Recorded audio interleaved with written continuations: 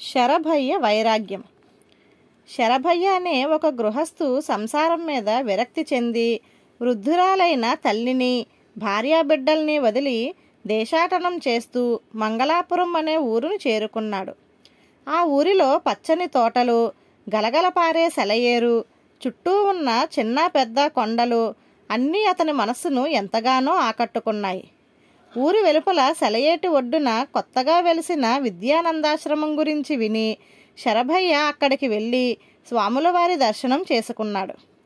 చెప్పు నాయనా, నీకేం కావాలి అని ఎంతో ఆప్యాయంగా అడిగాడు విద్యానంద స్వామి. నన్ను మీ శిష్యుడిగా స్వీకరించండి, మీ సేవ చేసుకుంటూ ఇక్కడే ఉండిపోతాను స్వామి అన్నాడు శరభయ్య చేతులు కట్టుకొని. స్వామి శరభయ్యకేసి పరీక్షగా చూసి, విద్య నేర్చుకోవాలని నా దగ్గరకొచ్చే బ్రహ్మచారులను మాత్రమే శిష్యులుగా చేర్చుకుంటాను, కానీ నువ్వు అలా కనిపించడం లేదు అన్నాడు. అందుకు శరభయ్య, స్వామి, సర్వజ్ఞులైన మీ దగ్గర నిజం దాచగలనా? మీరు ఊహించినట్టు నేను బ్రహ్మచారిని కాదు. నాకు భార్య, 3 పిల్లలు, ముసలి తల్లి ఉన్నారు. నా భార్య పరమగయ్యాలి.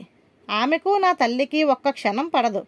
అత్తాకోడళ్ల తగవుల మధ్య నేను నలిగిపోతున్నాను. విడవమంటే పాముకు కోపం, కరవమంటే కప్పకు కోపం అన్నట్టుగా తయారైంది నా పరిస్థితి. ఆ ఇంట్లో నాకు మనశ్శాంతి కరువైంది.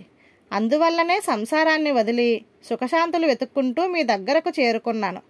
కరుణించి నన్ను శిష్యుడిగా స్వీకరించి నాకు మనశ్శాంతిని ప్రసాదించండి అని వేడుకున్నాడు.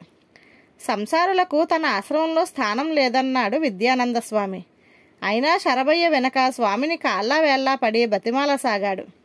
చివరకు స్వామి, సరే, ప్రస్తుతానికి ఇక్కడ ఉండడానికి అనుమతిస్తున్నాను. తరువాత నిదానంగా ఆలోచించి నా నిర్ణయం ఏదో చెబుతాను అన్నాడు. 1 వారం గడిచేసరికి ఆశ్రమ జీవితం విసుగనిపించింది శరభయ్యకు. ఆశ్రమపు కఠిన నియమాలను పాటించడం, వాళ్ళు పెట్టే సాత్వికాహారాన్ని తినడం అతడికి కష్టం అనిపించింది. తను ఈ మధ్యకాలంలో గడిపిన దేశదిమ్మరి జీవితమే చాలా సుఖమనిపించింది అతడికి.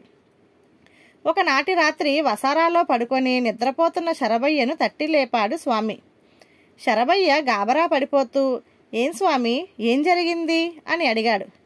మరేం లేదు శరభయ్య, ఎందుకనో ఇంతకు కొద్దిసేపు ముందు జపం చేయాలనిపించింది.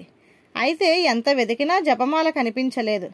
ఇద్దరం కలిసి వెతుకుతాం పదా అంటూ స్వామి శరభయ్యను ఆశ్రమం బయటకు తీసుకువచ్చాడు. స్వామి, రాత్రి పడుకోబోయే ముందు జపమాల ఎక్కడ పెట్టారో గుర్తుందా అని అడిగాడు శరభయ్య.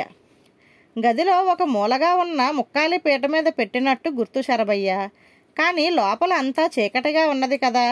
ఇక్కడ ఆవరణలో బాగా వెన్నెల కాస్తున్నది అన్నాడు స్వామి. ఇది విని శరభయ్య వచ్చే నవ్వును ఆపుకుంటూ, అదేమిటి స్వామి, ఎక్కడ పారేసుకున్న వస్తువును అక్కడే వెతుక్కోవాలి గాని ఇక్కడ గది బయట వెతికితే దొరుకుతుందా అన్నాడు. ఈ జవాబుకు విద్యానంద స్వామి చిన్నగా నవ్వి, బాగా చెప్పావు శరభయ్య, కానీ నువ్వు చేసిన పనేమిటి? సంసారంలో పోగొట్టుకున్న సుఖశాంతులు ఇంకెక్కడో దొరుకుతాయని ఊరూరా తిరుగుతూ ఇంత దూరం వచ్చావు కదా.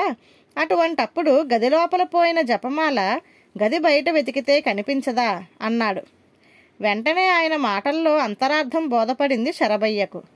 అతడు వెంటనే భక్తితో స్వామి కాళ్ళు తాకి, నా కళ్ళు తెరిపించారు స్వామి, నేనిప్పుడే మా ఊరు బయలుదేరుతాను.